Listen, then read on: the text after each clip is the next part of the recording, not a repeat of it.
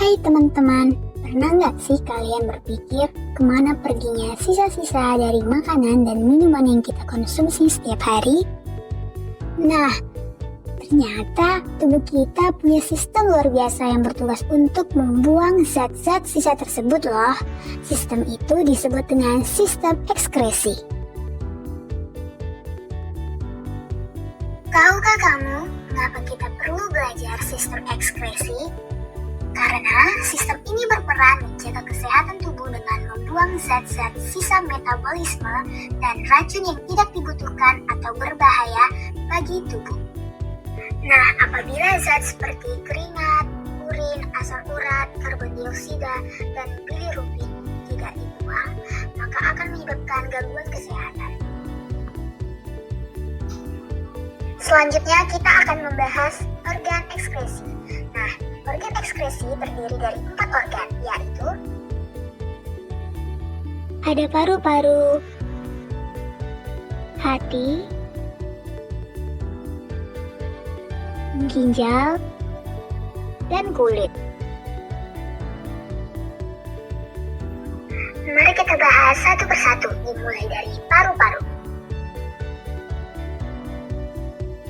Paru-paru kita mempunyai jutaan kantung kecil yang bernama alveolus. Nah, pada saat kita menghirup udara atau O2 akan masuk ke pembuluh darah kapiler sementara CO2 dari tubuh kita dikeluarkan. Proses itu disebut dengan difusi. O2 yang masuk ke darah akan diangkat ke seluruh tubuh untuk dibuat menjadi energi.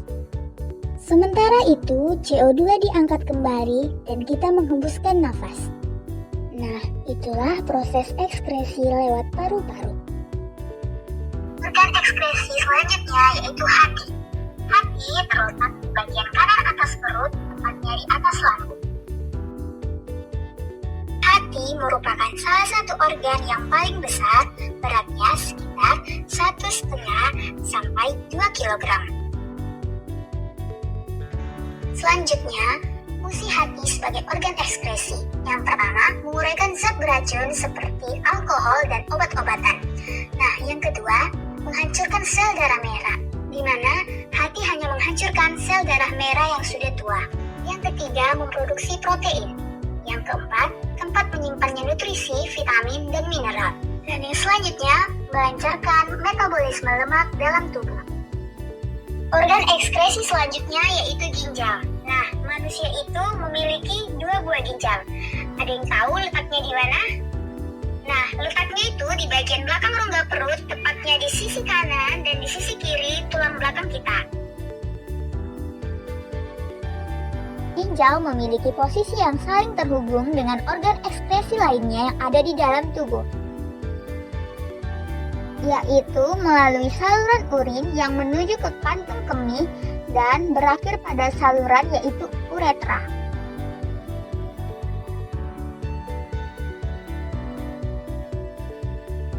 Nah, selanjutnya itu ada fungsi ginjal. Ginjal memiliki beberapa fungsi. Yang pertama, menyaring darah untuk membuang zat-zat sisa dan racun yang tidak dibutuhkan tubuh. Lalu, zat sisa itu nantinya dikeluarkan melalui urin. Yang kedua, ginjal juga membantu menjaga keseimbangan air dan garam di dalam tubuh. Yang ketiga, mengatur tekanan darah. Selanjutnya, kita akan membahas struktur ginjal. Ginjal kita terdiri dari 3 lapisan. Yang pertama, korteks atau kulit ginjal. Yang kedua, ada medula atau sumsum ginjal. Nah, yang ketiga, ada pelvis atau rongga ginjal. Nah, di dalam ginjal kita terdapat jutaan unit penyaring kecil yang disebut dengan nefron. Nah, jadi teman-teman, setiap nefron itu terdiri dari badan malfiti.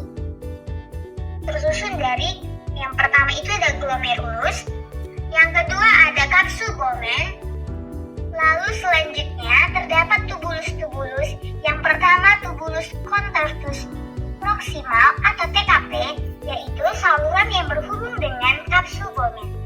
Selanjutnya ada lengkung Henle, lalu tubulus contortus distal atau TKD, dan yang terakhir ada tubulus contortus collectivus atau TKK.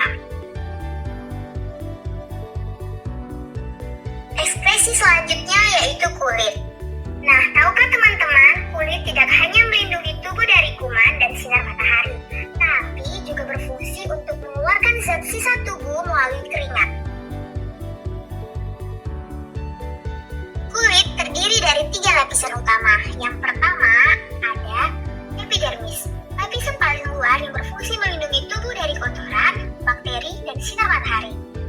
Yang kedua ada dermis, lapisan tengah yang berisi kelenjar keringat, kelenjar minyak, pembuluh darah, dan saraf. Nah, disinilah proses pembentukan keringat terjadi. Yang ketiga ada hipodermis, lapisan paling bawah yang berisi jaringan lemak untuk menjaga suhu tubuh dan melindungi organ di bawahnya.